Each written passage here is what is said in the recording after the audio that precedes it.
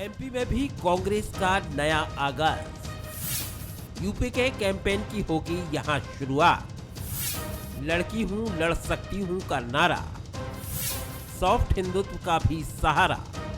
जो यूपी में हमारी मार्गदर्शक आदरणीय प्रियंका गांधी जी ने चालू किया है, लड़की हूँ लड़ सकती हूँ, इस अभियान की व्यापक रूप से शुरुआत मध्य प्रदेश के हर जिले में होने जा रही है 14 तारीख मकर संक्रांति के दिन। प्रियंका गांधी के नारे और कमलनाथ के आराध्य हनुमान के सहारे के साथ 2023 में कांग्रेस बड़ा सियासी धावा बोलने जा रही है। 2018 के विधानसभा चुनाव में भी कांग्रेस का सॉफ्ट हिंदुत्व दिखा था, लेकिन इस बार नारी के लिए एक नया नारा भी है। खास बात यह भी है कि कांग्रेस का संभवतः ये पहला कैंपेन है जो हनुमान चालीसा के पाठ के साथ शुरू होगा। महिला कांग्रेस प्रदेश के सभी जिलों में हनुमान चालीसा का पाठ करेगी। 14 जनवरी को दोपहर 3 बजे से सभी जिला मुख्यालयों पर चालीसा का पाठ होगा। राजधानी भोपाल में प्रदेश कांग्रेस कार्यालय के बाहर भी हनुमान चालीसा का पाठ किया जाएगा। इसी दिन महिला कांग्रेस के लड़की हूँ लड़ सकती हूँ अभियान की शुरुआत होगी। सबसे पहले तो यहाँ पे हम मकर संक्रांति की शुभकामनाएं देंगे और यहाँ की सरकार को भगवान सद्बुद्धि दे, उसके लिए हनुमान चालीसा का हमने यहाँ पे पाठ रखा है, जो एक महिलाओं को सशक्त बन के आवाज़ उभरे। महिलाएं इससे लड़की हूँ लड़ सकती हूँ। मध्य प्रदेश में महिला कांग्रेस के द्वारा कल यहाँ पे माननीय अर्चना जायसवाल जी के नेतृत्व में हम लोग यहाँ पे आगाज करेंगे। हालांकि इस बात से भी इनकार नहीं है कि कुछ नेताओं को हनुमान चालीसा पाठ करने से परहेज भी है और इसके संकेत भी मिल रहे हैं। नहीं, कांग्रेस पार्टी की आइडियोलॉजी से जो बाहर होगा, वो आइडियोलॉजी से बाहर होगा तो वो पार्टी के लिए भी अच्छा नहीं होगा। कांग्रेस की आइडियोलॉजी तो सर्वधर्म की है। जो मैंने पढ़ा है, कांग्रेस के जो बायलाज हैं, जो कांग्रेस का इतिहास है, वो इतिहास जिससे हम लोग प्रभावित होकर कांग्रेस में आए, वो इसीलिए तो आए कि कांग्रेस सबको लेके चलना चाहती है। अब जो लोग करते, देखिए मैंने कहा जैसे सूर्य नमस्कार एक मुद्दा आया था, मैंने उस पर कहा था कि सूर्य नमस्कार ऑप्शनल होना चाहिए, हम पर उसको कोई एतराज़ नहीं है। तो अगर कांग्रेस के सदस्य करते हैं तो मुझे उस पर कोई एतराज़ नहीं है, लेकिन मुस्लिमों पर बंधन नहीं होना चाहिए। लड़की हूँ लड़ सकती हूँ यूपी कांग्रेस का नारा है। इस नारे को प्रियंका गांधी की सोच और पीड़ित महिलाओं की आवाज के तौर पर प्रचारित किया जा रहा है। अलग अलग राज्यों में इस कैंपेन को लॉन्च करके कांग्रेस राष्ट्रीय स्तर पर बहस छेड़ने की कोशिश में है।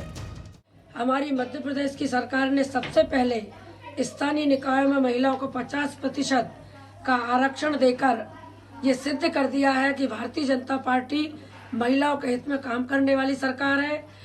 कांग्रेस तो अब कह रही है कि लड़की हूँ लड़ सकती हूँ। भारतीय जनता पार्टी तो पहले से ये काम कर रही है और करती रहेगी। राजनीति के जानकारों की माने तो एमपी में कांग्रेस प्रियंका फैक्टर को भुनाने की तैयारी में है, लेकिन यहाँ सॉफ्ट हिंदुत्व भी साथ साथ चलेगा। वैसे भी कमलनाथ की हनुमान भक्ति भी किसी से छिपी नहीं है। वैसे कुछ नेताओं को हनुमान चालीसा पाठ करने से परहेज भी है। जो भी हो, लेकिन इस द्वंद्व को साथ लेकर भी कांग्रेस एक बड़ा दांव खेलने की तैयारी में तो है ही। नमस्कार, मैं हूं शरद द्विवेदी और हमारा आज का मुद्दा है एमपी कांग्रेस का नया आगाज। तो अब चुनाव की सुगबुगाहट में भले ही 1.5 साल या उससे थोड़ा सा कुछ अधिक समय हो, लेकिन ये तय मानिए कि कांग्रेस कुछ ऐसी चीज़ों पर काम करने की कोशिश लगातार कर रही है जो अट्रैक्ट कर सके मतदाताओं को भी और ध्यान खींच सके उस मतदाता का भी जिसके सहारे सरकार चुनकर सत्ता में आती है। अब सवाल यह है, लड़की हूँ लड़ सकती हूँ मध्य प्रदेश में क्या नारे से अपीलिंग बनेगा, या फिर कमलनाथ जी से ये सवाल रिसेंटली पूछा भी गया था जब उन्होंने अभी 2-3 दिन पहले अपने निवास पर प्रेस कॉन्फ्रेंस आमंत्रित की थी। तो जब उनसे पूछा गया कि प्रियंका गांधी की तर्ज पर क्या आप मध्य प्रदेश में भी 50% टिकट प्रदेश कांग्रेस देगी, तो उन्होंने कहा इस पर हम पार्टी के भीतर बात करेंगे। लेकिन उन्होंने एक इम्पॉर्टेंट बात ये भी कही कि स्त्री को उसका वास्तविक अधिकार मिलना भी चाहिए, नहीं तो कई बार सरपंच पति और विधायक पति जैसे संबोधन जब राजनीति में प्रचलन में आते हैं तो ये बताते हैं कि महिला चेहरा हो जाती है और वो जो ताकत मिलनी चाहिए वो ताकत कहीं और चली जाती है। ये बात तो बिल्कुल ठीक है, लेकिन जिस तरह से कांग्रेस कुछ नई कोशिशें नए आगाज़ करने के लिए जुटी है, ये कितनी कारगर होंगी ये कोशिशें, कितनी आगे बढ़ेंगी और किस तरह से जाएंगी, और सॉफ्ट हिंदुत्व और महिलाओं की तरफ जाने की कोशिश करना एक अच्छी रणनीति क्या हो सकती है ये भी वक्त बताएगा। उत्तर प्रदेश में जिस तरह कोशिश कर रहे हैं अखिलेश यादव कि वो मुस्लिम यादव समीकरण जो माना जाता था समाजवादी पार्टी की ताकत है, अब वो उसमें ओबीसी का भी मिलन कराने की कोशिश में हैं और शायद समाजवादी पार्टी और उसके प्रमुख नेता अखिलेश मानते हैं कि MY + OBC ये एक ऐसा इक्वेशन है जो उनको ताकत दे सकता है। तो इक्वेशंस का ये फार्मूला हर पार्टी तलाशती है। मध्य प्रदेश में बीजेपी भी इसी में जुटी रहती है और कांग्रेस भी। आज इसी पर हम बात करेंगे। जो मेहमान हमारे साथ हैं उनसे मिल लीजिए। मेरे साथ भोपाल स्टूडियो में है योगीराज योगेश, वरिष्ठ पत्रकार, राजनीतिक विश्लेषक, बहुत स्वागत करता हूं। मेरे साथ हैं यशपाल सिंह सिसोदिया, वरिष्ठ नेता बीजेपी के, वरिष्ठ विधायक, उनका मैं स्वागत करता हूं। कांग्रेस के युवा विधायक संजय यादव जी मेरे साथ हैं, उनका भी मैं स्वागत करता हूं। योगीराज जी, पहले आपकी टिप्पणी, उससे हम आगे बढ़ते हैं, फिर अपने राजनीतिक मेहमानों की तरफ बढ़ेंगे। जी देखिए, ऐसा है शरद जी, सारे पॉलिटिकल पार्टीज जितने भी हैं सबका कॉन्सेंट्रेट, सबका ध्यान एक ही चीज़ पर रहता है कि वोट बैंक किसका ज़्यादा है। और पिछले कुछ समय से आप देखिए, चाहे वो ओबीसी हों, चाहे दलित हों, चाहे पिछड़े हों, चाहे वो गांव हों, चाहे किसान हों, चाहे महिला हों, चाहे युवा हों, यही सारी पॉलिटिकल पार्टीज़ का केंद्र बिंदु होते हैं। और ये सबको पता है कि महिला जो है आधी आबादी है, तो क्यों ना महिलाओं पर फोकस किया जाए। ऐसा नहीं कि इसके पहले महिलाओं को लेकर काम नहीं हो रहा है, सारी पार्टियां इसको लेकर करती हैं, लेकिन समय समय पर उसको जागृत करते रहना, ये सारी राजनीतिक पार्टियां आजकल इस पर एक्टिव हो गई हैं। दूसरा, कांग्रेस जिस सॉफ्ट हिंदुत्व की तरफ बढ़ रही है, ये हमने पिछले चुनाव में भी देखा था, उनको भी यह समझ में आ गया है कि बिना हिंदू और हिंदुत्व के अब नैया पार लगना बड़ा मुश्किल है। और जिस हनुमान चालीसा की भी ये बात कर रहे हैं, तो हनुमान चालीसा में तो अपने यहाँ कहा ही गया है कि संकट से हनुमान छुड़ाते हैं अपने यहाँ। तो जब भी संकट आता है तो बचाते हैं हनुमान जी। तो हो सकता है कि उनको लगता है कि हनुमान चालीसा के सहारे अपनी नैया पार लग जाए। हालांकि हनुमान चालीसा हुए, राम हुए, धर्म हुए, अध्यात्म हुए, ये किसी व्यक्तिगत या किसी पॉलिटिकल पार्टीज़ के किसी के व्यक्तिगत नहीं है, ये सबके आराध्य हैं, सब को इसमें आराधना पूजा करने का अधिकार है। लेकिन एक चीज़ और अभी इसमें एक मैं देख रहा था, कांग्रेस के एक विधायक ने, उन्होंने कह दिया कि ये ऑप्शनल होना चाहिए। तो ये मतलब अभियान चलने के पहले उसकी हवा निकाल देने जैसा है। ऑप्शनल क्यों होना चाहिए? और भगवान का नाम तो ऑप्शनल होना ही नहीं चाहिए, भगवान का नाम तो एसेंशियल होना चाहिए, आवश्यक होना चाहिए। और मैं तो ये मानता हूँ कि यदि ऑप्शनल होगा तो फिर परिणाम भी ऑप्शनल ही मिलेंगे। बहरहाल जो भी हो, लेकिन कांग्रेस यदि इस दिशा की ओर मूव कर रही है तो कहीं ना कहीं हो सकता है उसको एडवांटेज मिले आगामी दिनों में। संजय जी, मैं आपकी तरफ आ रहा हूँ। नासै रोग हरे सब पीरा, जो सुमरे हनुमत बलबीरा। बिल्कुल अच्छी बात है कि चलिए प्रभु का नाम हनुमत बलबीर जी इसी उद्देश्य से लिया जाए या परमार्थ के लिए लिया जाए कि दूसरों के कष्ट हरें, कोरोना घटे हटे, तमाम चीज़ें हैं।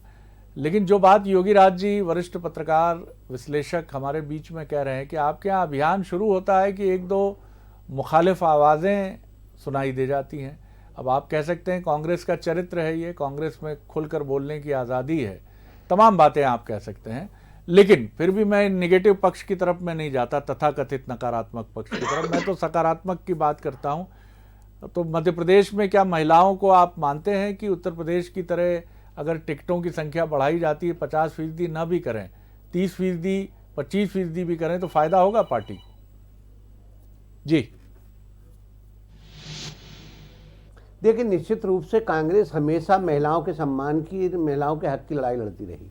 आपने चाहे कांग्रेस में ही प्रधानमंत्री महिला हुई हैं, और कांग्रेस में ही राष्ट्रपति महिला हुई हैं, विधानसभा अध्यक्ष भी कांग्रेस में हुई हैं, और निश्चित रूप से अनेक मुख्यमंत्री महिलाएं हुई हैं जी। और मध्य प्रदेश में अगर पंचायती राज में आरक्षण, लोकसभा में भी विधानसभा अध्यक्ष हुए, हमारे यहाँ नेता प्रतिपक्ष भी जमुना देवी जी रही हैं, प्रदेश अध्यक्ष भी उर्मिला सिंह जी रही हैं। तो हमारे पास तो इतिहास है, महिलाओं को हक के लिए महिला नेता प्रतिपक्ष में जमुना देवी थी, और प्रदेश अध्यक्ष भी उर्मिला सिंह जी थी, और राज्यपाल भी थी। तो निश्चित रूप से कांग्रेस ने तो हमेशा महिलाओं को सम्मान दिया है, महिलाओं के अधिकार की लड़ाई लड़ी है। सोनिया जी रही, सोनिया जी ने लोकसभा में तो पूरे देश में ये बात की थी कि महिलाओं के लिए आरक्षण होना चाहिए।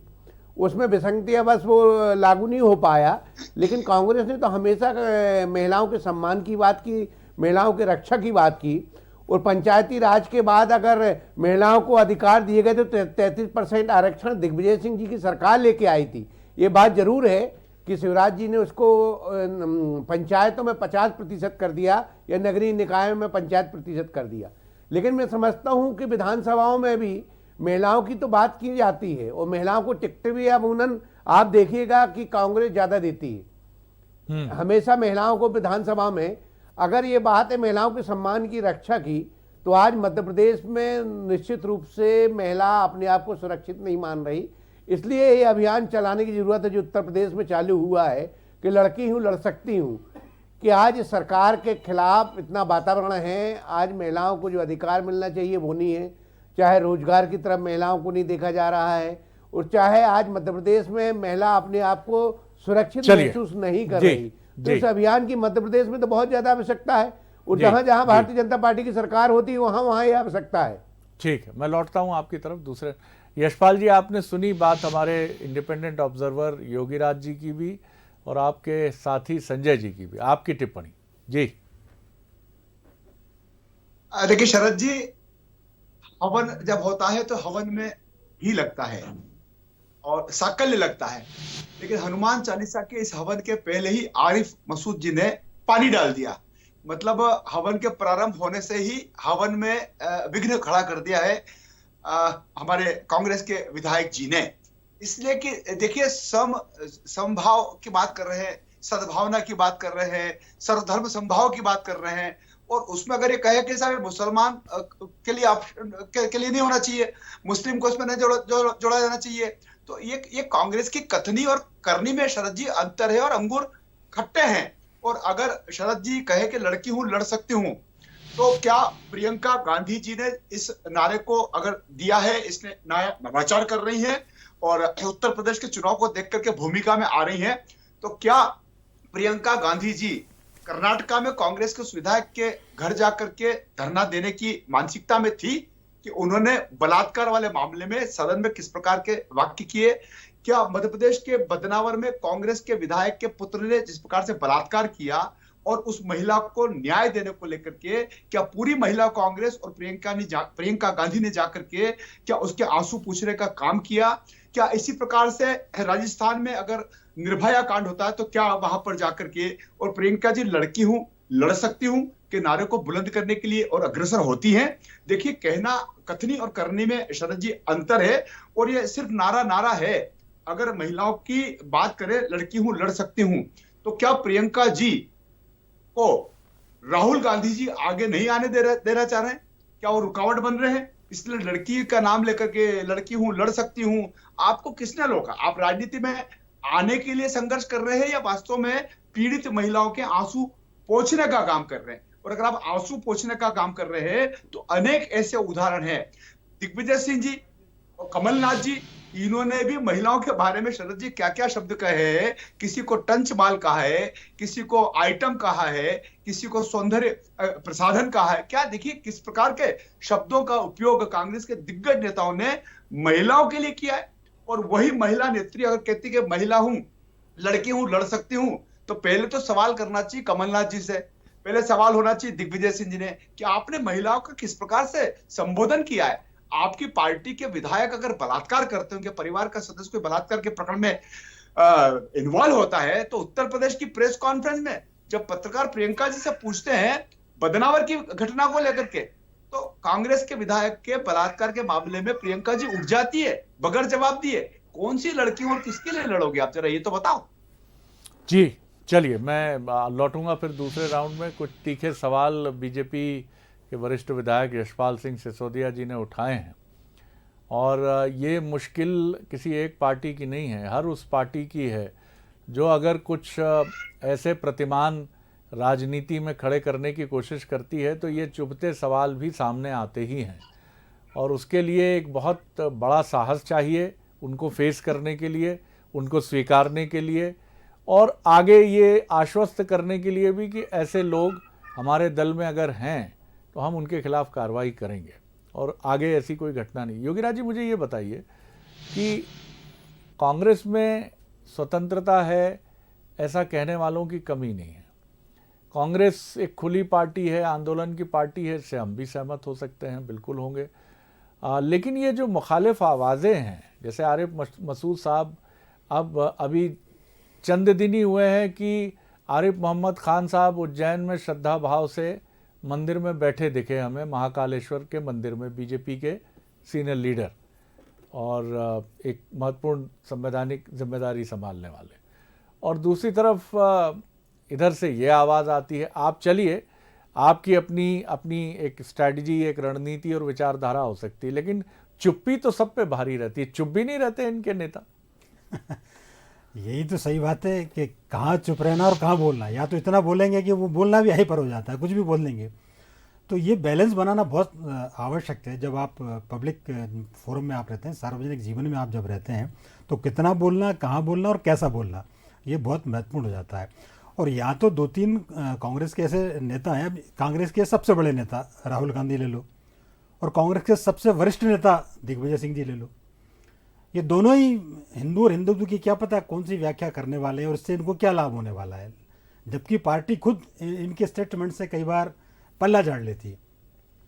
तो कहने का अर्थ है कि आपको कितना बोलना, कहाँ बोलना और कैसा बोलना है, जिस बात की मैं जिक्र कर रहा हूँ, वो उसको तराजू पर तोलकर बोलना बहुत आवश्यक हो जाता है।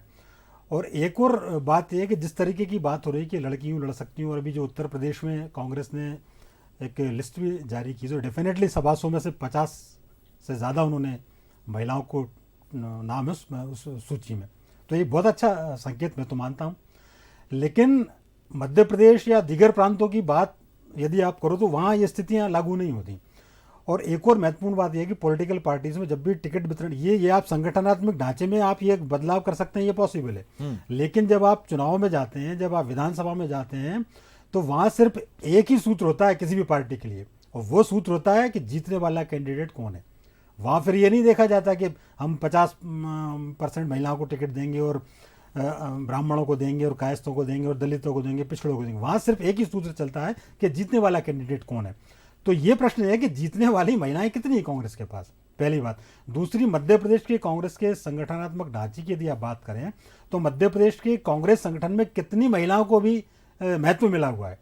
क्या वास्तव में जो 40% महिलाओं की बात प्रियंका गांधी कर रही, 40% महिलाएं है भी कि नहीं? अभी आप संगठन में इसका अंदाजा लगा सकते हैं कि कांग्रेस संगठन में उसका ढांचा कैसा है, उनमें जो भी पद पोस्ट जो मिली हैं वो कितनी महिलाओं को मिली है। और अभी जिस एक अल्पसंख्यक वर्ग की आपको भी पता होगा, नूरी खान जो थी, उन्होंने इस्तीफा दे दिया था पार्टी की रीति नीतियों से लेकर, फिर हालांकि वो बाद में आ गई। तो कहीं ना कहीं महिलाओं को लेकर असंतोष भी है कांग्रेस में। लेकिन ये सब चीज़ें आप कैसे उसको मैनेज करेंगे, चाहे आप लड़की हूँ लड़ सकती हूँ अभियान चलाएं, चाहे आप महिलाओं को 40% आरक्षण देने की बात करें, मैं तो स्वागत करता हूँ। आधी आबादी है, उसको आधा हक मिलना चाहिए। जी बिल्कुल ठीक है संजय जी। बड़ा सवाल ये है, एक बड़ी पुरानी कहानी है जो स्कूल के दिनों से हम पढ़ते आए, कि बच्चों को एक टुकड़े टुकड़े करके एक मैप दिया गया और कहा गया कि ये भारत का मैप है और इसको जो जल्दी जोड़ देगा उसको पुरस्कार मिलेगा।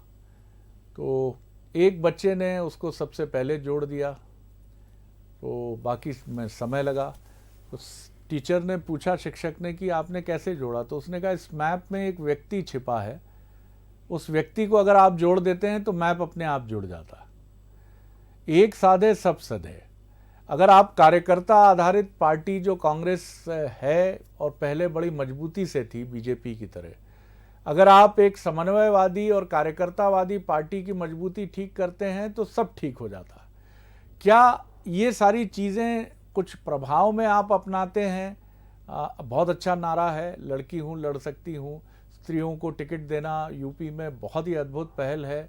ये अलग बात है कि इनमें विनेबिलिटी वाली महिलाएं कितनी होंगी, हो सकता है ये आपका प्रयोग हो, आगे आपको इसके लिए संघर्ष करना हो, लेकिन फिर भी ये पहल अच्छी है। लेकिन कार्यकर्ता को ठीक करना, नेताओं के समन्वय को ठीक करना ही सबसे बड़ी वो चाबी है जो कांग्रेस को फिर पटरी पे ला सकती है।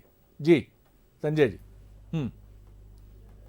जी देखिए, मेरी जहां तक व्यक्तिगत राय है शरद जी, ये बात ठीक है कि महिला को देना चाहिए, लेकिन मैं देखता हूं अगर धरातल में हम, तो चाहे सरपंच हो, चाहे नगरीय निकायों में हो, चाहे भारतीय जनता पार्टी हो, चाहे कांग्रेस हो, बड़ा मुश्किल जाता है महिला, क्योंकि किसी ने के घर की, और वो जो पंचायत होता है वहाँ अगर महिला मिलती भी है, एक तो क्या है मध्य प्रदेश में शिक्षा की स्थिति बहुत खराब है, हर प्रदेश की अलग अलग स्थिति है। तो मध्य प्रदेश में जो पहले की महिलाएं हैं वो एक तो पढ़ी लिखी नहीं है, अब जो महिलाएं गांव में आज भी बच्ची नहीं पढ़ पा रही, खासकर कुछ समाज ऐसे हैं कि जहाँ आज भी स्कूलों की व्यवस्थाएं नहीं है।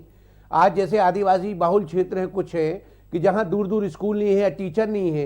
तो मध्य प्रदेश और अन्य प्रदेशों में महिलाओं को इसके मामले में हक तो मिलना चाहिए, लेकिन क्या होता है वो हक उसका खा जाते हैं उसका भाई या पति। अगर सरपंच महिला कोई बन गई, आपने सीट आरक्षित कर दी, वो महिला को लड़ना है तो किसी न किसी के घर से लड़ेगी ना, और वो जो पूरी पॉलिटिक्स करता है वो होता है एसपी हो जाता है, सरपंच पति एसपी हो जाता है। तो मैं समझता हूँ कि इसमें बड़ा गहन मंथन करके सबसे पहले महिलाओं को शिक्षा अनिवार्य करना चाहिए। अगर आपको राजनीति में महिलाओं को लाना है, आज मध्य प्रदेश में बहुत जिले ऐसे हैं, खासकर इन 10-15 वर्षों में शिक्षा का स्तर बहुत गिर गया है मध्य प्रदेश में। शरद जी, वास्तविकता ये जाओ कि 7वीं 8वीं के बाद बच्ची गांव की पढ़ने नहीं जाती, क्योंकि दूर भेजते नहीं है लोगों को। आज भी और मध्य प्रदेश लिए बेसिकली अगर 3-4 जिले छोड़ दें, 5 जिले छोड़ दें, तो बेसिकली मध्य प्रदेश 70% गाँव में बसता है, ग्रामीण आबादी है, कस्बाई आबादी है, जहाँ स्कूल नहीं है, जहाँ टीचर नहीं है, जहाँ व्यवस्थाएं नहीं है। तो निश्चित रूप से अगर महिलाओं को आरक्षण दिया जाना चाहिए, लेकिन उसके पहले कम से कम उसको इतना अधिकार दिया जाना चाहिए, इतना शक्ति होना चाहिए कि महिला ही सब कुछ करे। फिर उसका पति या भाई अगर करता है तो वो घूंघट वाली महिला घर पे रहती है और उसका पति सरपंची करता है। यशपाल जी, आपका अनुभव भी क्या संजय जी के अनुभव की हम जुबानी है कि महिलाओं को अभी भी राजनीति में वो वास्तविक अधिकार नहीं मिला है जिसकी वो हकदार हैं, और घर ही में जब पति ही जब उनके अधिकारों का अतिक्रमण कथित रूप से आरोपित रूप से जब ले लेता है कि अरे तुम घर पे बैठो, बाकी हमें देखना पड़ेगा। क्योंकि ये तो सही है कि राजनीति में पुरुषों की छाप अभी भी बहुत गहरी है, बड़ी मजबूत है। ये थोड़ा दार्शनिक विषय हो गया हमारा विषय, लेकिन जुड़ता तो विषय से है। आपकी राय जी। शरद जी, देखिए, मैं मानता हूं कि कुल मिलाकर के लोकतंत्र और प्रजातंत्र में जिस प्रकार से आपने अभी अपनी टिप्पणी में कहा है कि कितना भी आरक्षण कर दें महिलाओं के लिए, लेकिन महिला उम्मीदवार उस कैपेबिलिटी की, उस योग्यता की, या पब्लिक के बीच में उठने बैठने वाली, समस्याओं का समाधान करने वाली क्या मिल पाएगी क्या? ये सबसे बड़ा प्रश्न जो आपने किया है कि वास्तव में हम कितना भी महिलाओं को आगे बढ़ाने का काम करते हैं, लेकिन फील्ड पर, जमीन पर उस महिला की कितनी प्रतिबद्धता है, कितना उसका संपर्क है। और तब ऐसी महिला जो राजनीति में आकर के और जनता के बीच में रहती है शरद भाई, और फिर बाद में जब निर्वाचित होती है तो सेल्फ डिपेंड रहती है। देखिए, ऐसा नहीं है, सुषमा स्वराज जी एक ऐसी नेत्री है, मध्य प्रदेश की नेत्री थी, जिनको कहीं किसी को बताने की आवश्यकता नहीं है। कई महिला नेत्री ऐसी होती है जो चल करके खुद ब खुद निकल करके आ जाती है। लेकिन क्या होता है कि जहां शिक्षा की कमी है या जहां हस्तक्षेप हो जाता है, या वो महिला जो प्रारंभ से गृहिणी रही है, लेकिन अगर उसको पद मिल जाता है, फिर चाहे वो जिला पंचायत अध्यक्ष हो, चाहे वो जनपद अध्यक्ष हो, चाहे विधायक हो, तब वो उन सारी चीजों को समझने में उसको शरद भी कठिनाई आती है। और इसी कारण से सहयोग की भूमिका में उनके परिवार का वो सदस्य आकर के सहयोग करता है जो राजनीति को समझता है, राजनीति की बारीकियों को जानता है। इसलिए महिलाओं को राजनीति में आने के साथ साथ वे स्वयं परिपक्व हो जाएगी बहुत संख्या में। तब आप मान करके चलना कि पुरुषों से भी ज्यादा अच्छा संचालन महिला कर सकती है, क्योंकि सौम्यता होती है, सरलता होती है, अनुशासन होता है, ईमानदारी होती है। आप कितने % टिकट की हिमायत करते हैं बीजेपी में? मैदान में उतारने से पहले उनकी भूमिका यदि सुनिश्चित हो जाए शरद जी, तो मैं समझता हूँ सोने पे सुहागा हो जाए। आप कितने % टिकट के पक्षधर हैं? आपकी निजी राय बता दीजिए मुझे। कितने % आप आवाज सुन पा रहे हैं मेरी यशपाल जी? हाँ शरद जी कितने फीसदी टिकट महिलाओं को मिलने चाहिए बीजेपी में? आपकी निजी राय कोई हो तो रखिए। देखिए, भारतीय जनता पार्टी का संगठन कभी भी जात के आधार पर, वर्ग के आधार पर, समाज के आधार पर और आरक्षणों के आधार पर कि इस महिला को कितना कोटा मिलना चाहिए। अब कांग्रेस तो यार शरद भाई 50 साल हो गए हैं, हमेशा युवाओं की बात करती है और 75 साल वाले नेता प्रतिपक्ष बन जाते हैं। 80 साल वाले मुख्यमंत्री बन जाते हैं। तो कांग्रेस की कथनी और करनी में शरद भाई अंतर है। हम तो जिस दिन जो उपयोगिता सिद्ध होती है हम उसको उस स्थान पर बिठा देते हैं। ये बड़े गुणार्थ हैं आपके इस कहने में। बड़ा आपने बहुत राजीव गांधी सबसे युवा प्रधानमंत्री थे मंडल में बिठाए थे। जी जी, जिसकी योग्यता जैसी है बीजेपी उसको वहां बिठा देती है। युवा बीजेपी को जो जानते और समझते हैं इसलिए वो ये भी कहने से नहीं चूकते। अब मोदी जी का नंबर है, मतलब सिसोदिया जी के हिसाब से, लेकिन इसके लिए मैदान पर उतरने की जरूरत। आपको संजय भाई, आपको और पूरी कांग्रेस को मोदी जी से सबसे ज्यादा तकलीफ है। बिल्कुल, ये परेशानी तो रहती है जब भी कोई ताकतवर लीडर होता है। चलिए, मोदी जी का नंबर है। कांग्रेस ने शुरुआत हमेशा युवाओं से पहले मैदान में उतरिए। किसी भी सशक्त प्रतिद्वंदी को चुनौती देनी है तो पहले मैदान में उतरना होगा, अपना दमखम दिखाना होगा, और दमखम दिखाना होगा राहुल जी को। दिल्ली का मोर्चा उनके लिए खुला है और पहले तो दो हाथ उनको करना चाहिए, फिर मध्य प्रदेश में आपके लिए तो मोर्चा बीजेपी और कांग्रेस का हमेशा से ही खुला है। बहुत शुक्रिया संजय जी, बहुत शुक्रिया यशपाल जी, बहुत धन्यवाद योगीराज जी। आगे देखिए छत्तीसगढ़ आज का मुद्दा, रोजगार पर रार। नमस्कार।